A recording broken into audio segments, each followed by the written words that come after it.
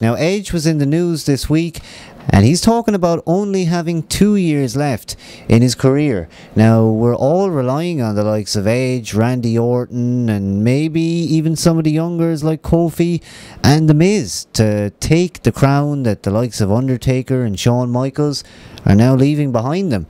Well, what's going to happen if a guy like Edge is already talking about giving up? I mean, he would have, I would have thought, would have had a long career to come.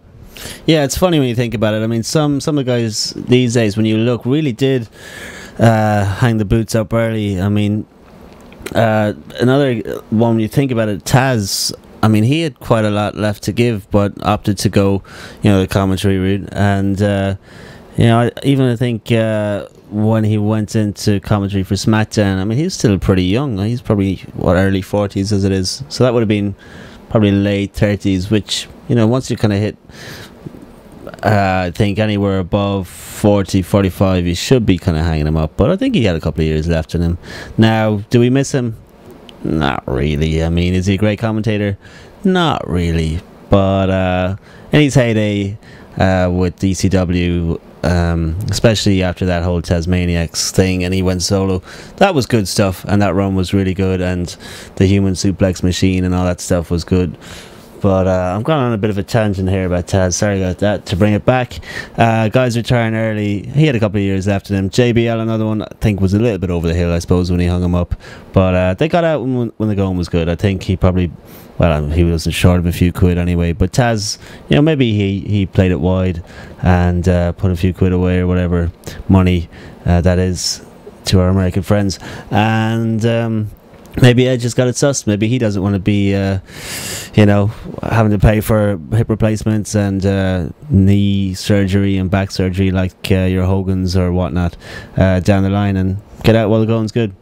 Yeah, this is it, and I'm sure guys must be thinking like that they've seen their peers go for years and years, and a lot of those guys aren't around anymore. They continued on a tough schedule and they had to work out probably every other day. I mean, there's no let up, there's no off season, as it's often been said, and maybe this guy has enough money. Maybe Edge feels like, I've made my money, I've made my mark, and maybe it's time to keep my value up.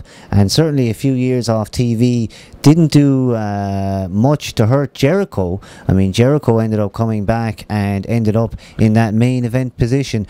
Maybe at this point Edge is starting to come close to contract negotiations. Maybe he's trying to tell the office in a roundabout way that, well, I could be retiring, and unless you come up with a good deal, you're going to have to do something to keep me. But like you say, I mean, this month, last month, Batista, he had worked for a long time that it was over and that it was curtains for him. He only had a short run left. And if Edge is to be believed, then the same exact thing could happen. I hope that it's not a case that they're, not giving him enough on the money front, because he deserves it. I mean, he's drawing. He had some good fan support when he was babyface. They didn't stick with that long enough, really, and they only gave him spear to talk about. So, I mean, he's probably looked at that and said to himself, that's all that they had for me. I mean, I'm sure this heel run is fairly unexpected. Yeah, I think injuries aside, he's been on screen constantly for quite some time now, and going over and back and over and back. His whole look has never changed. When you think about it, he's just looked like that since he came in. And for me, I find him stale, and have done for quite some time. No matter what he's doing, as far as storylines go or on-screen stuff, he's just stale to me. I just don't know. That's the only way I can put it. And I think when Jericho at least pulled himself away for a bit and then came back and completely kind of changed his look or whatever, from the tights and the hair and the whole shebang. And I mean, look at him now. I think he's probably one of the best around, really. And I think, even if Edge doesn't retire in 2 years, I definitely think he needs to take a little bit of time off if they give it to him, and do something just to freshen it a little bit, It would be good, and the guy deserves some time off.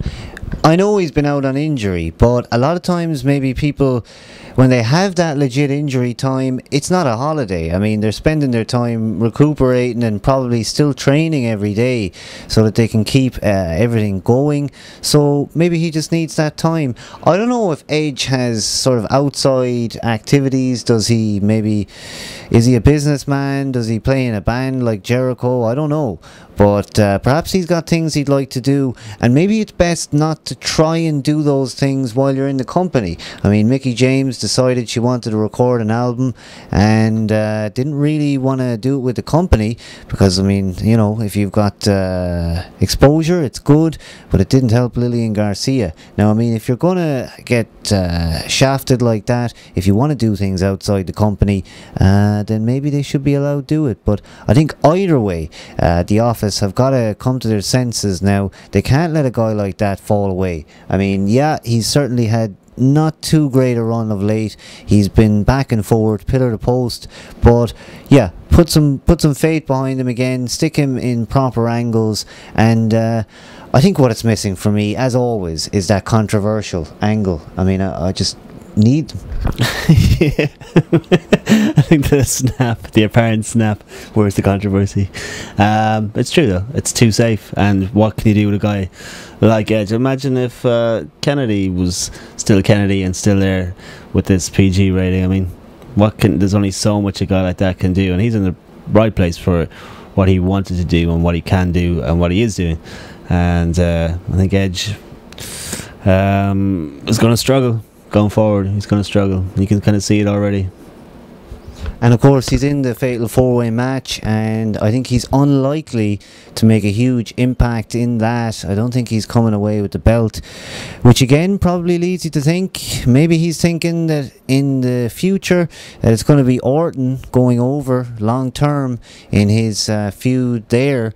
So again, I suppose it's a case of, if a guy sees the writings on the wall, if a guy thinks maybe, look, there isn't anything for me, then the best bet is to start talking about retirement. I mean, it sort of puts it in that direction, and it means that you can kind of maybe work the Office a bit more and, you know, tell them, look, more money, you can have me on TV less, but just pay me more.